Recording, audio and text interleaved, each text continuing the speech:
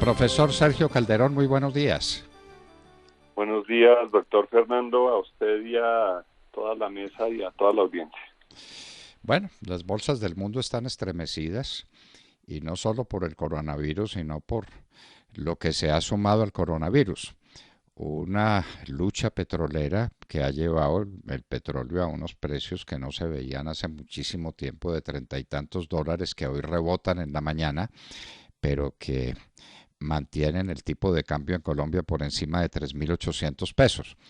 No sé si estas cosas, estas cifras de hoy marquen un regreso a la normalidad o simplemente un rebote automático y que tengamos que enfrentar situaciones muy difíciles que tienen al mundo al borde de una crisis económica. Su parecer sobre todos estos temas, profesor. Bueno, mil gracias. Las noticias de ayer, por supuesto que fueron muy malas para todo el mundo, para todos los mercados. Hubo mucha volatilidad, pero hoy el mundo amaneció en otra tónica. Las bolsas de Asia ya están cerrando. La bolsa de Shanghái tuvo un repunte de más de 2%. La bolsa de Tokio, que estaba muy golpeada, se recuperó en casi 1%. El petróleo, como usted lo dice, amaneció hoy pues ya subiendo nuevamente. En este momento ya está en $38 el barril. Las bolsas europeas tuvieron hoy repuntes de 2, de 3, de 4% en la bolsa en Londres y casi 4% en la bolsa en Frankfurt. Entonces, lo que sucedió ayer, pues sí, fue el máximo punto de la tormenta, de una tormenta perfecta que se combinó con el virus de moda, con el derrumbe del precio del petróleo. Todas pésimas noticias para nosotros. Pero lo que hay que recordar es que esta no es ni la primera crisis en el mundo, ni la última. Y creo que cada vez el mundo tiene más instrumentos para paliar los efectos de todos estos vaivenes. Ahora más adelante hablamos de lo que pasa en la Bolsa de Colombia, donde los números, a pesar de ser muy alarmantes, pues tienen también sus pequeños detalles que podemos discutir. Pero mire, yo le anticipo, porque nadie está hablando del tema. Resulta que el menos golpeado en toda esta crisis es China. Si usted mira el comportamiento de la bolsa en China, desde febrero ha tenido un repunte importante, que fue precisamente cuando apareció el virus. La moneda china no ha sufrido mayor volatilidad. Es claro que el Banco Central de China mantiene un control sobre el comportamiento del yuan o del renminbi, que es como se conoce la moneda china. Y mire, usted decía que no, que es que todo el mundo está alterado menos Colombia. No, todo el mundo está alterado menos China, que es el que tiene el mayor problema y es el que tiene menos daño en sus indicadores básicos. Y las últimas noticias es que ya se han reducido casi dramáticamente los nuevos contagios, que hay una proporción de más del 70% de personas que fueron enfermas o estuvieron enfermas de coronavirus y que ya han sido restablecidas y se han ido para su casa. Hay muchas otras que siguen en tratamiento, pero usted lo dice, China, hay un decir entre los especialistas en estos temas como usted, que es el first in, first out. Lo primero que entra es lo primero que sale, ¿no? ¿Es así como dicen ustedes? Pues ese es un término para la contabilización de los inventarios, es el famoso método de valoración de FIFO, first in, first out, sí señor. Y claro, pues China sufrió el embate del coronavirus ya hace 2 meses y sí, parece que está saliendo. Y además tenemos que acostumbrarnos. Mire, ha habido en los últimos 20 años 10 virus como el coronavirus, que la gripa aviar, que la gripa porcina, que etcétera, y pues a todas se les ha encontrado alguna solución. En Colombia, y se ha dicho muchas veces, la razón del pánico debería ser la muerte por malaria, la muerte por violencia, etcétera, y tenemos 3 casos de coronavirus, y esa no es una razón para que las mayores empresas de Colombia hayan perdido en los últimos días 20 o 30% de su valor en bolsa. Ecopetrol 25% perdiendo de valor. Esa es una Sí, cifra sí, gigantesca y tenemos un tipo de cambio que comparado con el tipo de cambio del 2000 y 2000 y poquitos sigue estando muy bajo, pero pues que en sí. términos relativos a los que traíamos es altísimo. Y, Pero y, y sí, diga. Pero mire, en términos de tipo de cambio, que todo el mundo mira digamos, el bosque de las monedas, pero uno pensaría que los 3.800 para nosotros debería, por un lado, agravar el tema de las importaciones, debería estar beneficiando las exportaciones, etcétera, eh, pero eso no está pasando en las mismas magnitudes en que se mueve el tipo de cambio.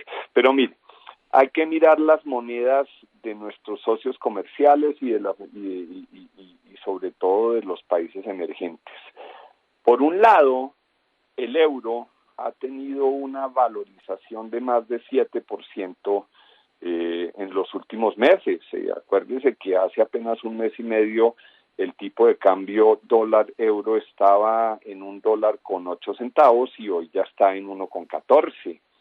El yen estaba en febrero, acuérdense que es el inverso, estaba en 111.6 a finales de febrero, hace apenas 15 días, y hoy ya se ha fortalecido 7% hasta 103 yenes por dólar.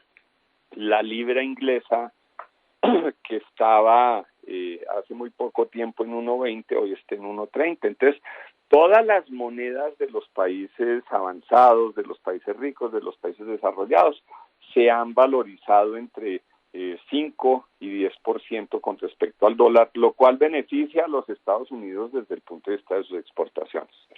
En tanto que las monedas nuestras, mire, la de Chile se ha depreciado en 17%, la de Perú en 6%, la de México en 8%. Bueno, increíblemente, mire, el rublo se ha depreciado en 16%. Entonces, las economías emergentes están sufriendo devaluaciones en sus monedas, lo cual en teoría es una oportunidad, no es una amenaza, no es una crisis. Nuestros países deberían estar, por un lado, trabajando en poder exportar más hacia Estados Unidos y hacia la Comunidad Europea y hacia los países ricos, y también mirando oportunidades de importación desde las economías emergentes. Mire, no nos desvelemos porque las importaciones desde Estados Unidos o desde Europa van a ser más costosas, porque el valor de las mismas desde México, desde Brasil, que producen también las mismas cosas, no han aumentado su precio porque sus monedas también se han desvalorizado. Entonces, me parece que mostrar únicamente que el peso colombiano se ha depreciado en 15 o en 20% y que eso es malo para el país, es desconocer que hay muchas más alternativas que los Estados Unidos para llevar a cabo comercio y para conseguir las importaciones que tanto necesita el país. Bueno, son importaciones que necesitan, solo que van a venir más caras. ¿Usted cómo Pero ve lo pero del...? si vienen de México o de Brasil, o de países que han tenido el mismo nivel de depreciación que el peso, pero que son países más industrializados que Colombia y que nos pueden proveer los insumos que necesita la economía, pues no es tan cierto que tengan que necesariamente encarecerse. Ahora, hay otro tema, y ya salieron las cifras oficiales de la balanza en cuenta corriente. Eso es lo que nos tiene que desvelar. Mire, ya salieron las de diciembre. Entonces resulta que cerramos el año con una balanza en cuenta corriente de 13.800 millones de dólares. Es decir, el país está perdiendo en la balanza en cuenta corriente más de $1.000 millones al mes. El déficit en balanza corriente ya sobrepasó el nivel del 5% del PIB. Y eso es lo que verdaderamente nos debe preocupar en el tema del tipo de cambio, porque como es insostenible, si no corregimos el tema de la balanza en cuenta corriente, pues nos va a parecer que 3.800 pesos es un dólar aún muy barato. Y es que lo es, profesor. Claro, si usted toma el tipo de cambio del año 2000, 2002 y lo trae acá en términos de IPC, el dólar debía estar en 6.000 pesos. Bueno, es relativo porque recuerde que en 2012 estuvo en 1.800. Entonces, claro, está bueno también. Todo depende de dónde, desde qué mirador se pare uno claro. saca una conclusión diferente, sí señor. Pero la gente que se endeudó a 1.800 ahora va a tener que pagar a 3.600 o 3.800. Eso es claro, sí señor, y el país se endeudó a 1.800 porque Juan Manuel Santos triplicó la deuda del país a 1.800. Exactamente, y entonces ahora vamos a tener que pagar esa cantidad a 3.800 pesos. De manera, posiblemente más, sí señor. O posiblemente más. Oiga, hay otro tema que le voy a dejar ahí la inquietud para que usted analice de pronto con otras personas. Ayer la Bolsa de Valores de Colombia se derrumbó. ¿Estamos de acuerdo? Sí, señor. Figúrese que empresas grandes, sólidas, que aún sobreviven en Colombia, como por ejemplo el Grupo Argos. El Grupo Argos ayer perdió 13% de su valor. Y el Grupo Argos es una empresa, pues un conglomerado muy grande, ¿sí?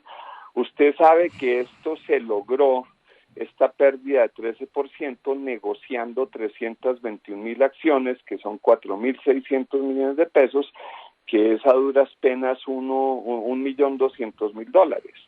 El Grupo Aval, el mayor conglomerado financiero del país, perdió 9% de su valor y solo fueron negociados 86.000 acciones por 108 millones de pesos. Nada. Mire, el Banco de Bogotá, para que se asuste, el Banco de Bogotá, semejante coloso financiero, perdió ayer 5.6% de su valor y fueron negociadas 7.700 acciones por 643 millones de pesos. Entonces, mire, aquí lo que está pasando y pasa pues en nuestros mercados es que los especuladores, no son los especuladores, con muy, muy pequeños montos logran hundir los valores de las empresas, salen y hacen un barrido, compran acciones y luego cuando llega la calma, puede que hoy o puede que entre 8 días recogen unas utilidades monstruosas. Y por el otro lado, lo que sucedió fue que todas esas acciones, todos esos portafolios fueron vendidos y liquidados por unos fondos de pensiones o por unos fondos de inversión colectiva, donde están los pequeños ahorradores que ven cómo con muy pequeños montos se esfuma el valor de sus ahorros. Y me parece que la Superintendencia Financiera debería hoy ir y pedir a los operadores del mercado todos sus libros de órdenes para ver quiénes son los que están provocando estos movimientos tan grandes en las bolsas de valores y en los mercados y esquilmando los ahorros de los pequeños inversionistas y de los pensionados, que mire, como digo hoy en mi columna de portafolio, que resulta que los pensionados, después de lo que pasa, no van a morir de gripa sino de hambre. Ay, Dios mío, profesor, las cosas en las que usted nos pone a pensar, pero tiene toda la razón.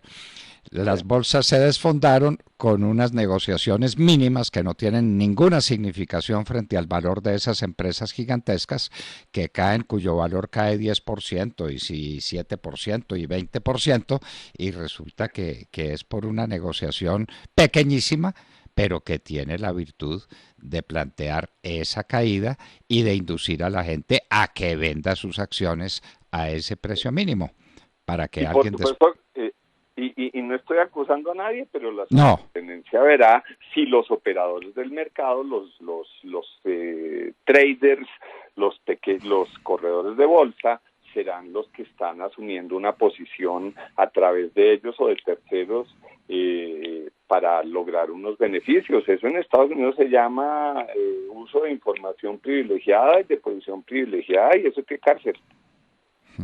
Mire, la bolsa no tiene por qué haber caído. La bolsa en Colombia, las empresas como el Grupo Argos, mire, ISA, que además es el mayor distribuidor de energía en el Brasil y que en estos días por culpa de una gripa no está transmitiendo menos kilovatios hora, perdió ayer 6% de su valor en bolsa, con solo 10.000 millones de pesos que se movieron, que son $2,5 millones de dólares. ¿Cómo le parece? María. Bueno, profesor, nos pone usted a meditar y le seguiremos la pista a estos acontecimientos muy de cerca. Usted ha planteado unos temas descomunales, de descomunal importancia para el país. Muchísimas gracias, profesor Sergio Calderón. A usted y buenos días a todos. Mil gracias.